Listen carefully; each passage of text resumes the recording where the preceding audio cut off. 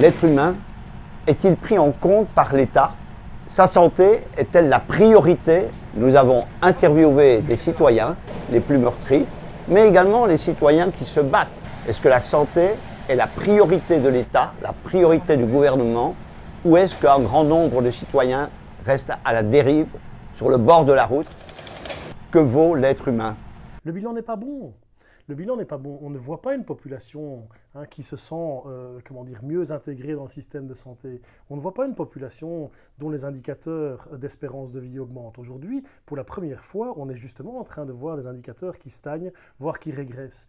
Mais c'est qu'en plus, ils prennent des décisions qui rendent les gens malades, puisqu'on a, au niveau de l'organisation de la société, une dégradation des conditions de logement, une dégradation des conditions de considération des personnes face aux administrations à qui elles sont dans la société, une dégradation de l'alimentation en face de laquelle les gens sont.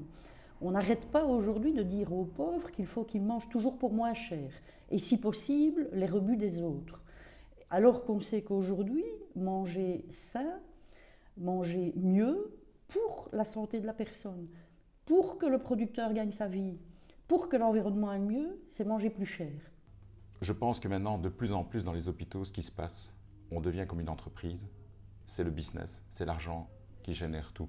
Et on a perdu peut-être un peu ce côté humain. Vous savez, on a de moins en moins le temps de parler au patient, de lui expliquer peut-être.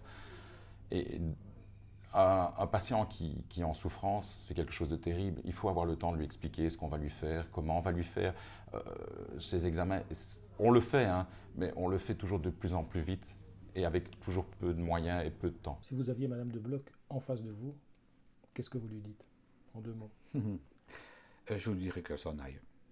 Je dirais qu'elle s'en aille si elle n'est pas capable d'assumer une fonction avec noblesse, avec un minimum de respect. Un ministre, c'est quelqu'un qui est au service de la population. Madame de Bloch, à mon sens, a fait la preuve du contraire. Ce numéro spécial de Pour Tam Tam, ce numéro, il est disponible gratuitement pour tout le monde.